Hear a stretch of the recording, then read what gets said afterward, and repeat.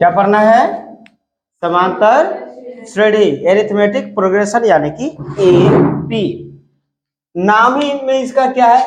समांतर श्रेणी यानी एरिथमेटिक। एरिथमेटिक मतलब बार बार समांतर में चलते रहना, यानी जितना इधर उतना ही इधर, कोई डिफरेंस नहीं। जैसे तीन लोग बैठे हुए तो बीच में इतना जितना जगह उतना ही इधर जगह, उतना ही इतना उंगलियों के बीच में देखो, जितना गैप यहाँ उतना ही यहाँ उतना ही यहाँ, यही समांतर है। मतलब समान अंतर में चलते रहना। यानी लाइन में खड़े हुए हो कभी सुबह में प्रार्थना में, जब स्कूल में जाते हो तो मॉर्निंग में क्या करते हैं? लाइन में खड़े होते हैं तो क्या कहते हैं? एक हाथ की दूरी बनाओ। ये एक एक हाथ क्या है? एक हाथ, वही समांतर यानी समान अंतर। श्रेणी मतलब लाइन लगाना, यानी पूरे चैप्टर में हम यही पढ़ेंगे, लाइन लगाने का बात। यानी लाइन लगाना, किसको लाइन में लगाना? नंबरों को लगाना, क्योंकि मैथमेटिक्स है नंबर की ही बात करेगा, तो नंबरों को लाइन में लगाना समांतर श्रेणी। अब लाइन में लगेगा तो वो जो बीच बीच में जो गैप हुआ, समांतर जो हुआ, बराबर बराबर जो गैप हुआ, उसको क्या कहते हैं? तो उसको कहते हैं हम डिफरेंस। क्या कहते हैं? डिफरेंस। यानी कि हिंदी में बोले तो समांतर यानी पदांतर। क्या कहते हैं? पदांतर। और इसे डिनोट करते हैं डी से। किससे डिनोट करते हैं? डी से, जो बीच में का गैप है। और उस लाइन में कोई ना कोई तो आगे खड़ा होगा, कोई पीछे खड़ा होगा और कोई बीच में होगा। तो जो सबसे आगे खड़ा है उसको कहते हैं प्रथम पद, यानी कि फर्स्ट टर्म। उसको कहते हैं क्या? First term. और इसको डिनोट करते हैं A1 से। A1 या ए भी कहा जाता है, सीधा ए भी कह देता है या फिर A1 भी कह देता है। और उसमें फिर बीच वाले को छोड़ दो, उसकी बाद में बात करेंगे। सबसे अंत वाले को देख लेते हैं। तो सबसे अंत में जो खड़ा होता है उसको कहते हैं अंतिम पद। अंतिम पद यानी कि क्या कहेंगे उसको? Last term. लास्ट टर्म यानी अंतिम पद। और इसको डिनोट किया जाता है AN से या TN से या फिर L से। तीन तरह से डिनोट किया जाता है। AN भी इसको कहा जाता है, TN भी कहा जाता है और L भी कहा जाता है। इसके बाद जो इनके बीच में जो आए वही कहलाते हैं बीच वाले पद। तो बीच वाले पद को 2 कह दो, 3 कह दो, 4 कह दो, 5 कह दो, 6 कह दो, 7, कहां तक? N तक। N तो हमने पहले ही लिख दिया है। और कहां से शुरू हुआ? 1 से। 1 तो हमने पहला कह दिया है, पहला आखिरी बीच में। A2, A3, A4, A5, A6, A7, AN तक। इस तरह से AP बढ़ते चले जाता है। AP को ऐसे यही लाइन में, ये पहला, दूसरा, तीसरा, चौथा, पांचवा, छठा, सातवां और ये आखिरी। ठीक है। और इन सब के बीच में कुछ ना कुछ गैप है। और कैसा गैप है? बराबर गैप है। और यही बराबर गैप क्या कहलाया? D, यानी पद पदांतर, यानी पदों का अंतर। क्योंकि ये सब अपने आप में क्या है? पद है। पहला, दूसरा, तीसरा, पहला पद, दूसरा पद, तीसरा पद, चौथा पद, यानी first term, second term, third term, fourth term, fifth term, इस तरह से आगे बढ़ते चले। nth टर्म, इसको कहते हैं nth टर्म। nth टर्म यानी कि अंतिम पद। यानी अंतिम पद को लास्ट टर्म के साथ साथ हम इसे nth टर्म भी कहते हैं। ठीक है। यानी एनवा पद, हिंदी में बोले तो अंतिम पद को एनवा पद भी कह देते हैं। तो ये सारी चीजें हैं। इनके अलावा अगर हम एपी को, अब हमें समझना क्या है कि आखिर एपी को, बच्चे लोग, आप लोगों को ये समस्या भी होती होगी कि आखिर एपी को लिखे कैसे। ये तो जान गए कि एपी में पहला पद होता है तो उसको हम क्या कहते हैं, दूसरा होता है उसको क्या कहते हैं, उसके बीच में जो समान अंतर होता है उसको क्या कहते हैं, ये तो जान गए। एपी होता कैसा है वो जान गए, लेकिन लिखे कैसे? आखिर एपी अगर हमें लिखने के लिए कह देगा कि अगर ऐसा कह दे कि लीजिए बताइए कि A बराबर 5 है, D बराबर 7 है, तो एपी बताइए कैसे होगा, तो हम लिखे कैसे? तो लिखने के लिए अब एक बात बताइए कि अगर मैं आपको कहूं कि ये गिनती लिखनी है और हर बार आपको 2 का डिफरेंस लेना है, हर बार आपको क्या करना है? 2 का अंतर लेते हुए गिनती लिखना है, तो आप शुरुआत कहां से करोगे? 1 से। उसके बाद कितना लिखोगे? 2 लिखोगे कि 3? 3 लिखोगे। 3 के बाद 4 लिखोगे कि 5? फिर 7, फिर 9, फिर 11, फिर 13, 15 की 17, फिर 17, इस तरह से बढ़ते बढ़ते कहाँ चले जाओगे, एन तक, अनंत तक चले जाओगे। तो ये शर्त दे दिया, तब ना आपको पता चल गया कि शर्त दिया कि कितना का डिफरेंस लेना है, 2 का डिफरेंस लेना है। ठीक है, क्या आप बता सकते हैं ये 2 का डिफरेंस जो आया वो क्या है, डिफरेंस वही तो सारवंतर या पदांतर है, यानी वही तो डी है। यानी क्या किए यहाँ, हर बार 2 जोड़ते गए हैं। देखिए तो जरा, 1 से 3 पर गए तो +2 हुआ, 3 से 5 गए तो भी +2 हुआ, और 5 से 7 पर गए तब भी +2 हुआ, और 7 से 9 पर गए तब भी +2 हुआ, और 9 से 11 पर गए तब भी +2, यानी हर बार +2 हो रहा है। और पहला क्या कहलाता है, ये ए, और ये क्या कहलाता है, डी। यानी ए जो डी बराबर A2 हो रहा है, ए जो डी बराबर A2 हो रहा है, और A2 जो डी बराबर A3 हो रहा है, और A3 जो डी बराबर A4 हो रहा है? और अगर ऐसे देखें तो 2 एगो, 2 गो, 3 गो, 4 गो, 5 गो, यहाँ तक है 5 को 2 है, यानी 2 गुणे 5 है, ऐसा हो सकता है ना। तो यानी हम यहाँ पे कहें तो ये डी है, डी है ना, तो इसको हम क्या 5D लिख सकते हैं, लिख सकते हैं। यानी अगर हमें 6th टर्म निकालना है, 6th टर्म निकालना है, तो हम इसे क्या A + 5D लिख सकते हैं, लिख सकते हैं, बिल्कुल लिख सकते हैं। A3 है तो इसको A + D लिख सकते हैं, बिल्कुल लिख सकते हैं। इसको A + D, इसको A प्लस कितना है 1 2 2D, इसको A + 3D, A + 4D, A + 5D, A + 6D, A + 7D, A + 8D, इसको A + ND, इसको कितना लिख सकते हैं, A + ND। यानी A + ND बराबर, ND बराबर AN, A + ND बराबर AN लिख सकते हैं। ठीक है, लेकिन ऐसा नहीं करते हैं। यहाँ पे एक चीज देखो, ये NS टर्म है तो इससे एक कम हो रहा है ना, हर बार ध्यान से समझो। ये कितना था, 1 2 3 4 5 6, तो लिखा कितना 5। ये कितना था 3, तो लिखा कितना 1 2 2 था ना, दूसरा था तो 1 1 2 3 था तो लिखा कितना 2। समझ में आया। तो यानी यहाँ आखिरी है तो क्या करेंगे, एगो कम, यानी n ना लिखे क्या लिखेंगे, n - 1 × d, यानी यही हो जाएगा an बराबर हो जाएगा A + n - 1 × d। ये कह सकते हैं, हम कर सकते हैं कि नहीं। यानी A + n - 1 × d, ये हो जाता है an के बराबर। क्लियर है यहाँ तक। यानी AP को अगर, तो अब AP को कैसे लिखना है आप सब बता सकते हैं कि अगर प्रश्न इस तरह से हो कि A बराबर 5 है और D बराबर 7 है, तो AP बराबर क्या है, A में D हर बार जोड़ते हुए जाना है।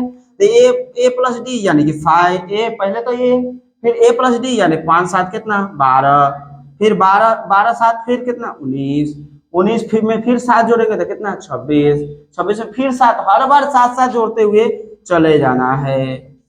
47 फिर कितना 54, फिर कितना 61, ये कहां तक, अनंत तक चले जाएगा। तो ये हो गया आपका AP तैयार। अब ध्यान से देखिए तो क्या ये A है, ये A + D है, ये A + 2D है, जरा देखिए, ये A + 3D है, ये A + 4D है, देखिए A + 4D 4 7 28, 28 और 5 33 नहीं है। A + 3D 7 3 21, 21 5 26 है कि नहीं है। फिर A + 2D तो 7 दूनी 14, 14 5 19 है ना, पूरा ये पैटर्न है। तो AP को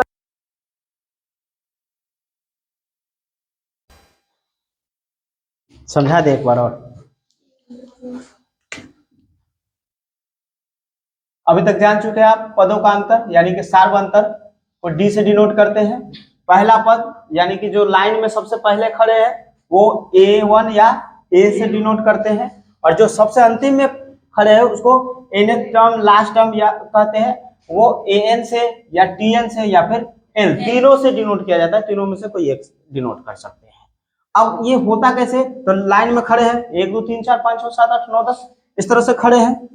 लाइन में कैसे खड़े हो जाएंगे सब, यानी आपने जाना 1 2 3 4 5 6 7 8 ऐसे करते करते n तक खड़ा हो। कौन है इस पद में है तो A में लिखेंगे, सबको A में लिख देंगे। तो यही हमारा हो जाता है क्या, AP का कौन सा रूप, सामान्य रूप। General form of AP, general form of AP यही हो जाता है। फिर हमने तब और अगर स्टैंडर्ड फॉर्म में लिखे तो स्टैंडर्ड फॉर्म में क्या है कि अगर कोई संख्या अगर हमें ये पता हो जाए कि पहला पद क्या है और सार्वंतर क्या है, अगर पहला पद पता हो और सार्वंतर भी पता हो तो हम एपी को कैसे लिखेंगे। तो इसका कारण है कि एपी को लिखना है तो आपको क्या करना होगा, बार बार पदों को क्या करते जाना है, ऐड करते जाना है। ये हमने अभी सीख लिया है, अभी देख रहे हैं कि कैसे ऐड करना है। तो पहले ए में क्या ऐड कर देना है, ए कितना है जरा देखेंगे 5, अब 5 में ऐड करेंगे कितना 7, तो पहला हो जाएगा 5, दूसरा में 5 में 7 ऐड करेंगे तो मिलेगा 12, फिर 7 ऐड करना है तो 19, फिर 7 ऐड करना है तो 26। इस तरह से हम आगे बढ़ते चले जाएंगे।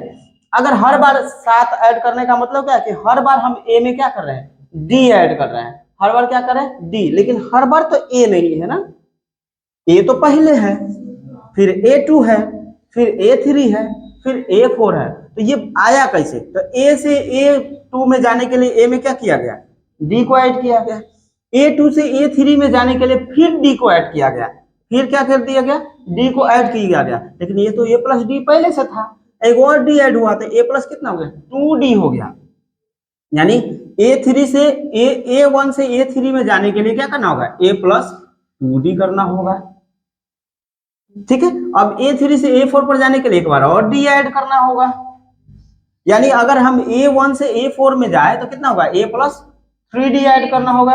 तो इस तरह से अगर A से N पर जाए, अंतिम में जाए तो क्या करना होगा, A plus N minus 1D add करना होगा। क्या करना होगा यहाँ पे, यहाँ से अगर यहाँ आना हो तो हमें क्या करना होगा, A plus N minus 1 into D add करना होगा, तब हमारा AN आएगा। और यही हमारा क्या कहलाता है, स्टैंडर्ड फॉर्म ऑफ एपी कहलाता है, ए प्लस डी, ए प्लस 2D, ए प्लस 3D और ए प्लस N माइनस 1। क्लियर है, यहाँ तक रिवाइज हो गया, आगे बढ़े। और यही हमारा फॉर्मूला, इस तरह से हमने एक फॉर्मूला पढ़ लिया। क्या पढ़ लिया, यहाँ देखिए ध्यान से, यही दोनों आखिरी टर्म है, a into N minus 1D ही आखिरी है, और यहाँ पे इसमें भी an आखिरी है, जो A1 है वही A है, जो A2 है वही A प्लस डी है, जो A3 है वही A प्लस 2D है, जो A4 है वही A प्लस 3D है, इसका मतलब जो AN है वही A plus N minus 1 into D है। यानी इस तरह से हमें एक फॉर्मूला मिला, AN equal to A plus N minus 1 into D। यहाँ AN की जगह हम TN भी लिख दे तो कोई दिक्कत नहीं है, जहां TN या AN क्या है, अंतिम पद है, अंतिम पद जिसे हम nth टर्म भी कहते हैं, ठीक। A प्रथम पद है जिसे हम फर्स्ट टर्म भी कहते हैं, फर्स्ट टर्म, हाँ फर्स्ट टर्म। और यहाँ पे n का मतलब देखिए पदों की संख्या, यानी 1 से लेकर n तक अनंत संख्या है, तो ये n का मतलब क्या हुआ, अनंत, यानी पदों की संख्या को बता रहा है, यानी कुल कितने थे, n बराबर क्या, पदों की संख्या, पदों की संख्या दिखा रहा है, यानी नंबर ऑफ टर्म दिखा रहा है, टर्म। और D क्या दिखा रहा है, D सार्वंतर दिखा रहा है, सार्वंतर या पदांतर कहिए, सार्वंतर यानी कि डिफरेंस दिखा रहा है, ठीक है, नोट कर लेंगे ये फॉर्मूला है, ठीक है। फिर हम कुछ प्रश्नों को देखेंगे और जानेंगे कि कैसे हम एपी को लिखते हैं, कैसे उनको सॉल्व करते हैं, जल्दी से नोट करेंगे। अब कुछ एग्जांपल्स को देख लेते हैं। अगर ए दिया रहे, यानी प्रथम पद दिया रहे और सार्वंतर दिया रहे, तो हम एपी कैसे निकालेंगे ये जानेंगे, लेकिन उससे पहले हम एक और फॉर्मूला देख लेते हैं, ठीक है। हमने पढ़ा अभी N equal to A plus N minus 1 into D. एक और, अगर हमें एन निकालने के लिए दे दी, कहे कि से बताइए कि इतने लोग लाइन में खड़े हैं, यहाँ है, ये पहला है, ये अंतिम है, और अंतर ये है, सार्वंतर ये है, तो बताइए कितने लोग खड़े हैं। तो ऐसे कंडीशन में क्या हम सवालों को जल्दी से बना सकते हैं फास्टिंग या इजी तौर पे, तो हाँ इजी तौर पर हम बना सकते हैं। इसमें सारे प्रश्नों को इजी हल ही है, ठीक है, जो भी प्रश्न मिलेंगे सारे इजी वाले मिलेंगे, ठीक। कुछ एक प्रश्न है जो थोड़े से मेहनती है, थोड़ा सा मेहनत करने वाले, लेकिन वो भी इजी तौर पर ही बन जाते हैं। वो भी ज्यादा दिमाग लगाने की जरूरत नहीं पड़ेगी।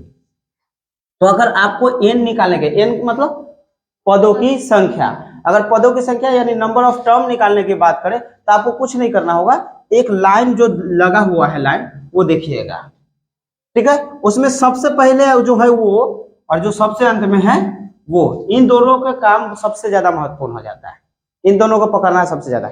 ये जो सबसे पहले है वो सबसे लास्ट में, इन दोनों का महत्वपूर्ण हो जाता है बहुत ज्यादा। लेकिन इनके बीच में एक और होता है जो बार बार दो सबको गैप करते हुए जाता है, वो कौन होता है? डी।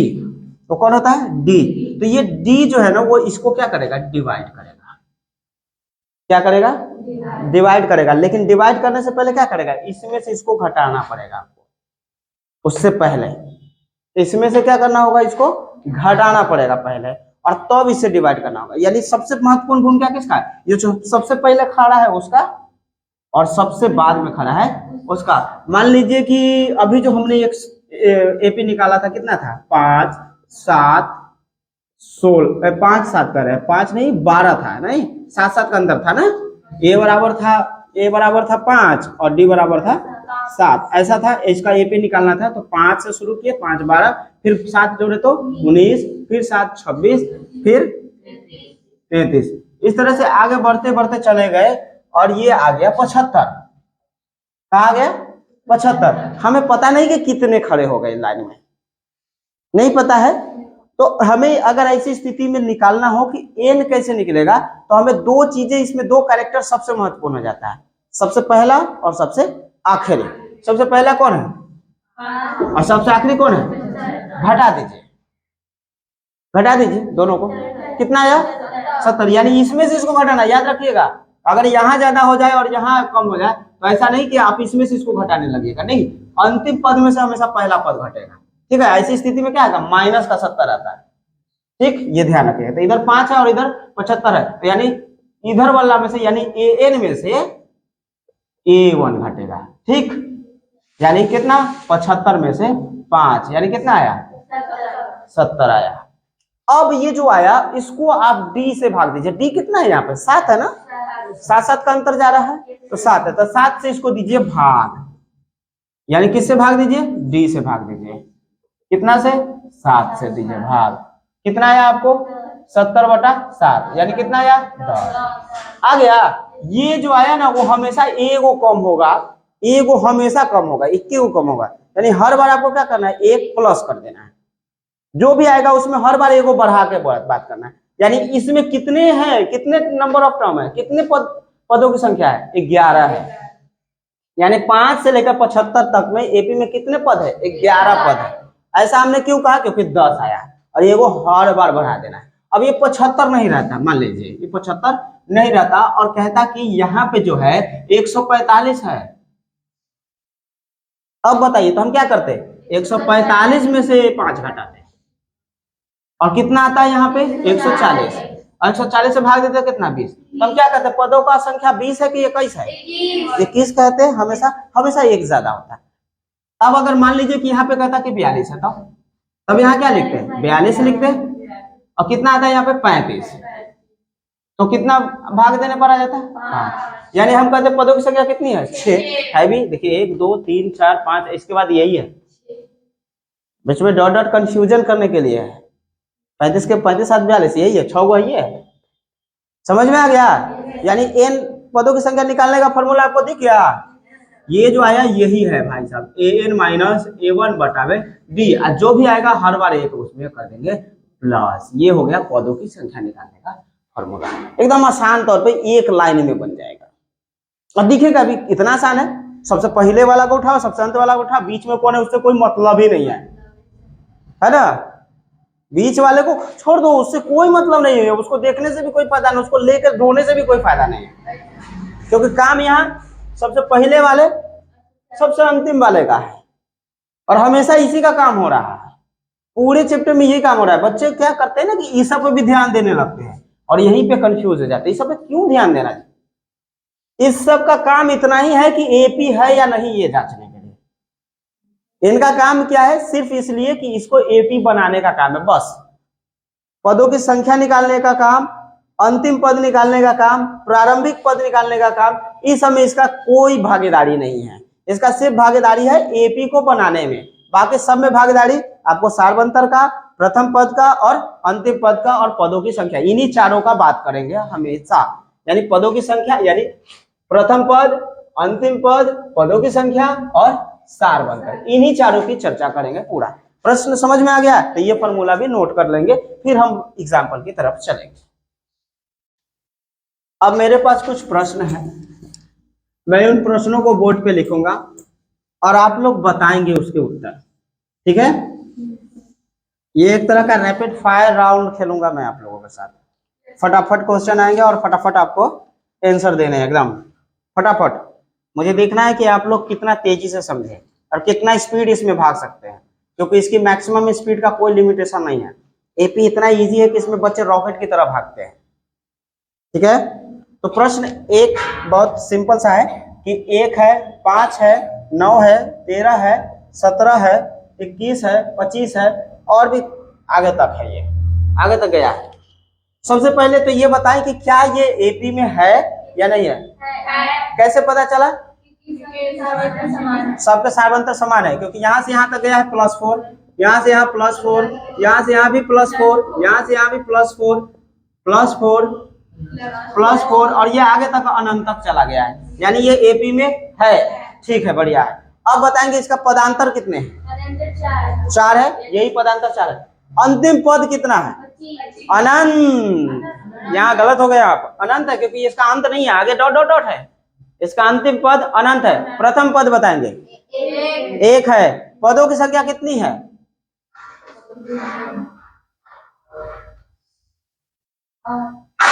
पदों की संख्या बताएंगे। अरे अनंत है क्योंकि आखिरी पद क्या है? an है, इसका अंतिम पद an है, तो इस पदों की संख्या कितनी होगी? n हो जाएंगे। पदों की संख्या n, क्योंकि इसका अंत ही नहीं है। जिसका अंत होता है उसके 1 2 3 4 5 6 7 8 होते हैं, जिसका अंत नहीं उसका सिर्फ और सिर्फ n होता है। चलिए ठीक है, अगला प्रश्न की तरफ चलते हैं। एक और प्रश्न ले रहे हैं और प्रश्न ये है कि 5x + 3, 8x और 9x + 3 ये तीनों एपी में है। कोई प्रश्न ध्यान से सुन लो, ये तीनों के तीनों एपी में है। आपको एपी साबित करने की जरूरत नहीं है क्योंकि ऑलरेडी एपी में है। आपको ये बताना है कि ये एपी कौन सा है। तो आप एपी बताने के लिए क्या करोगे? सबसे पहले तो x हटाना पड़ेगा, है? और x कैसे हटेगा? तो आप एक चीज देखो तो सबका पदांतर आपस में क्या है? बराबर है। तो जो इतना गैप इन दोनों के बीच में होगा उतना ही गैप इन दोनों के बीच में होगा। और कौन होता है? अगर ये गैप निकालना है तो क्या करोगे? 1 में से 4 घटाओ, 5 घटाओगे कि 5 में से 1? 5 में से 9 घटाओगे कि 9 में से 5? 9 में से 13 घटाओगे कि 13 में से 9? यानी कि दाहिने वाला में से बायां वाला घट रहा है, यानी अगला टर्म में से पिछला टर्म घट रहा है। यानी इसमें से ये घटेगा और इसमें से ये घटेगा, और जो भी घट के आएगा वो सभी आपस में बराबर होंगे। चलिए फायदा उठाते हैं इसी का। एपी के नियम से क्या होगा? 8x - 5x + 3 बराबर हो जाएंगे 9x + 3 - 8x, बराबर हो जाएंगे। सॉल्व किया जाए। 8x माइनस कितना? 5x - 3, ये कितना हो जाएगा? 9x + 3 माइनस का 8x। 8 में से 5 यानी कितना कितना बचेगा? 3x और माइनस का 3, इधर कितना? x और प्लस का 3। अब 3 इधर दोनों अपोजिट साइन है तो प्लस हो जाएंगे, और दोनों सेम साइन है तो माइनस हो जाएगा। तो 3 में से 1 घट गया तो इधर कितना बचा? 2x, और ये माइनस का 3 और प्लस का 3 मिलकर कितना हो गया? 6। इधर हो गए 6। देखिए ये नियम होता है, उल्टा साइन है तो जोड़ देना, सेम साइन है तो घटा देना, क्योंकि बराबर का नियम है। बराबर के इधर से उधर जाने पर उल्टा काम होता है, प्लस माइनस में चेंज होता है, माइनस प्लस में। और अगर गुना में होता तो हम भाग में करते और भाग में रहता तो गुणा में। ये गुना में है तो कहाँ भेजेंगे? उल्टा उल्टा हो जाएगा, भाग में। तो 2 गुना में तो उधर भाग हो गया था, कितना? 3 हो जाएगा। 2 से भाग लगते हैं, 2 3 6, अतः x बराबर कितना आ गया?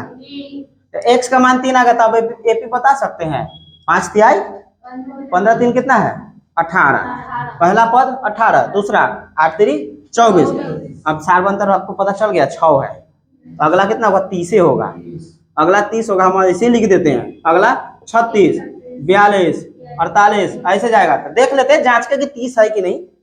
100 कितना आया था? 3 3 रखिए तो 9 तिया 27 3 है ना, बिना देखे बता दिए ना, क्योंकि हर बार 6 6 प्लस करके। तो इस तरह से हम एपी बता दिए। एपी बराबर क्या है, 18 24 30 36 कहाँ तक, अनंत तक जाएंगे।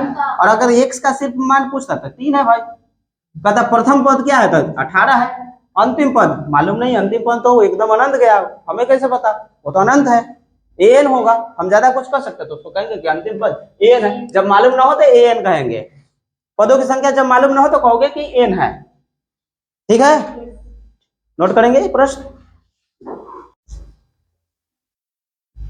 एक और प्रश्न दिया है, बहुत अच्छा, टी आर बराबर 3r + 7 और कह रहा है कि ये एपी में है, तो 11वां पद बताइए, 11वां पद बताइए कि कितना होगा।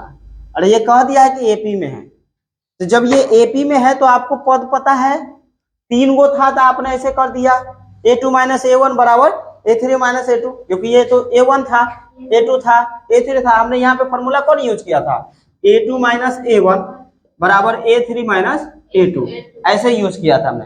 तीसरा में से दूसरा घटाया था और दूसरा में से पहला घटाया था, दोनों को क्या कर दिए थे, बराबर कर दिए थे, और ये फॉर्मूला यूज करके बना लिए थे। यहाँ तो 3 गो है नहीं, एक ही गो है, एक ही है, और इस रूप में है, कौन से रूप में, इस तरह के रूप में है ना। तो हम कैसे पता करें कि, तो आर के लिए हम कुछ मान सोच ले अपने मन से, प्राकृतिक संख्या सोच लेते हैं, 1 2 3 4 5 6 7 8, अब इससे हमें पता चल जाएगा कि एपी क्या है। तो मान लेते हैं यहाँ पे, है ना, माना कि आर बराबर कितना, 1 2 3 4 5 6 एक्सेट्रा। ठीक, अब बताइए, यदि अब ऐसे कर लेते हैं, अब r बराबर 1 तो t1 हो जाएगा ना, r की जगह 1 बराबर कितना, 3 × 1 अजोर 7 यानी कितना 10। r बराबर 2 तो इसका मतलब कितना, t2 यानी 3 × 2 अजोर 7 यानी कितना 13। फिर r बराबर 3 t3 यानी 3 × 3 जोड़ 7 यानी कि 3 × 9 9 16, यानी 3 3 का अंतर चल रहा है, यानी d बराबर कितना, d बराबर 3, a बराबर 10, और अंतिम पद का हमें मालूम नहीं है, तो 11वां पद निकालना है, मालूम चल गया ना, तो n बराबर कितना 11, क्योंकि 11वां पद निकालना है, तो 11वां पद यानी 11 गो पद, 11वां पद मतलब कितना है 11 गो पद हो गया, तो 11 गो पद यानी n बराबर कितना हो गया 11 हो गया। अब तीनों चीज पता हो गए, a पता है, d पता है, n पता है, a पता है, d पता है, n पता है, जैसे ही डालेंगे a 11 निकल जाएगा, 11वां पद निकल जाएगा। अतः 11वां पद यानी a 11 बराबर a, पहले तो चूंकि लिख देते हैं तो यहाँ पे फॉर्मूला ही लिख देते हैं, a इक्वल टू कितना, a प्लस d, अतः a 11 बराबर, तो a की जगह कितना 10, n की जगह कितना 11 और d की जगह कितना 3, बताइए कितना 10, जोड़ कितना 10 10 दिया यानी कितना, अतः एपी का 11वां ना पद कितना है। देखिए एक प्रश्न है कि एक एपी है, 3 है, 8 13 18 23 ... और कह रहा है इसका 15वां पद ज्ञात करें, फाइंड द 15th टर्म्स। क्या कर सकते हैं आप इसको आसानी से, क्या निकालना है t15, a दिया गया है, d भी पता है आपको, ad और n पता है ना, n यही होता है 15वां पद यानी 15। ठीक, तो आसानी से कर सकते हैं, डू योर सेल्फ। अब एक और प्रश्न है कि किसी समांतर श्रेणी का सारवंतर, अब सारवंतर 4 है, यानी d बराबर दिया गया है 4 और 11वां पद 12 है, यानी 11th टर्म जो है a11 जो है वो दिया गया है 12, तो a1 ज्ञात करना है, यानी प्रथम पद कितना है, क्या बता सकते हैं प्रथम पद कितना है। a11 इतना है, देखिए ना बेटा, n बराबर कितना है 11 है,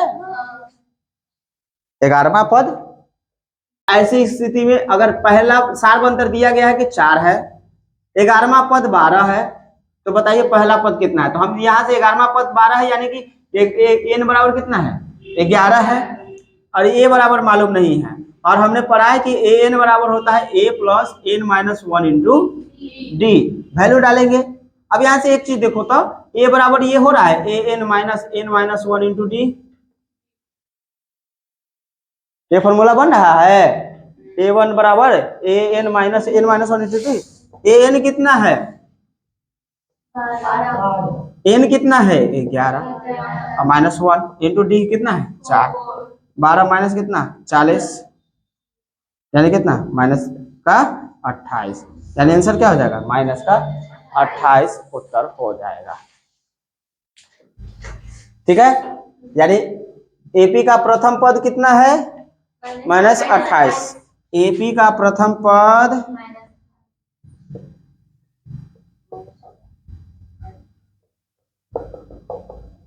अब इसको शॉर्टकट कैसे देखे, तो कुछ नहीं करना है। देखो सबसे अंतिम में कौन है 12, शुरुआत में कौन है पता नहीं, अंतर 4 का है और n 11 है, तो कुछ नहीं करना है। इन दोनों का करेंगे, क्या करेंगे हम गुणा करेंगे, तो 11 चौक कितना हो गया 44।